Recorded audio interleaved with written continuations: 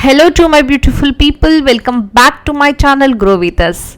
आज हम atomic habits series part 5 cover कर रहे हैं और जिन्होंने पार्ट 1, 2, 3, 4 नहीं देखा है please go and watch, then you will clearly understand the part 5।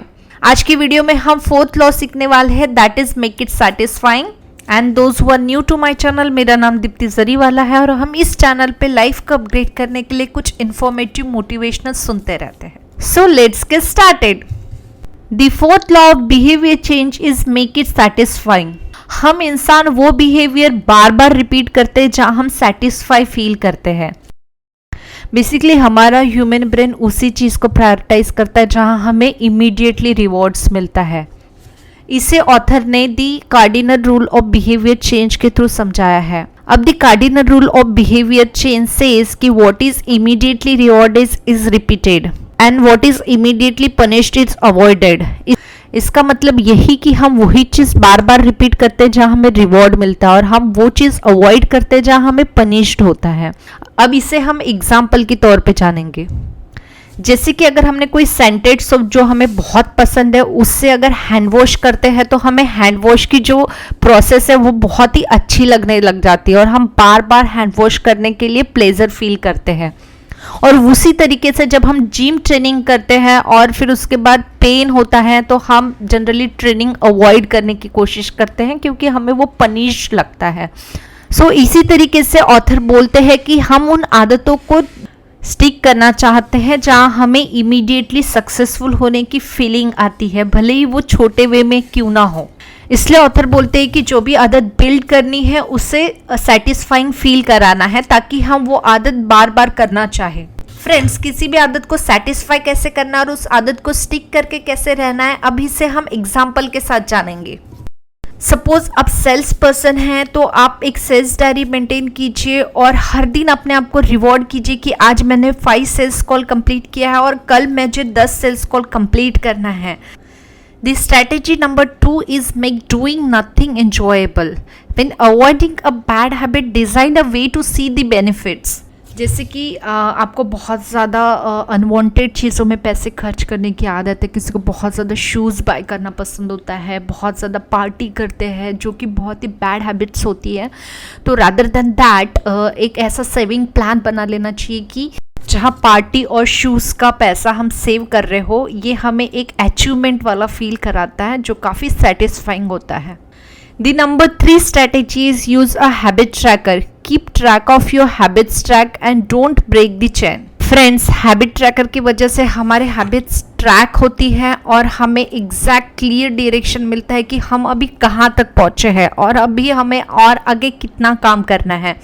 Online काफ़ी हैबिट ट्रैकिंग ऐप्स है जिसकी मदद से आप हर एक एक्टिविटी को ट्रैक कर सकते हैं। For example, after I put my plate in dish water I will write down what I ate. इस तरीके से आप अपने ईटिंग हैबिट्स को ट्रैक कर सकते हैं। Strategy number 4 is never miss twice. When you forget to do a habit, make sure you get back on track immediately. Friends, हम चाहे कितना भी कंसिस्टेंट क्यों ना हो हमारे आदतों के साथ, बट हमारी लाइफ कभी ना कभी इंटरप्ट कर ही देती है। कोई तो पॉइंट ऐसा आ जाता है जब हम डिस्ट्रैक्ट हो जाते हैं क्योंकि परफेक्शन हमेशा पॉसिबल नहीं होता। लाइफ में कोई ना कोई इमरजेंसी आ ही जाती है, कभी हम बीमार पड़ जाते हैं या हमें कभी ट्रैवल करना होता है या हमारे फैमिली को हमारी ज़रूरत होती है। तो इसी वजह से फ्रेंड्स, हम काफ़ी बार आदतों के मामले में ऑफ ट्रैक हो जाते हैं या वो आदत ब्रेक डाउन हो जाती है। इसलिए ऑथर ये बोलते हैं कि missing once is an accident but missing twice is the start of a new habit. इसलिए ऑथर ये बोलते हैं कि आप जितना जल्दी हो सके उतना जल्दी आप ट्रैक पे वापस आ जाइए। इसलिए आप जब एक्सरसाइज करते हैं तब एक दिन मेरा वेस्ट हुआ ये ना सोच के दूसरे दिन ही आप तुरंत उस हैबिट को करना शुरू कर दीजिए। वहीं अगर हमें कोई बैड हैबिट ब्रेक करनी है तो हमें inversion of 4th law use करना है, that is make it unsatisfying. इसे हम 2 तरीके से कर सकते हैं। The number 1 strategy is get an accountability partner. Ask someone to watch your behaviour.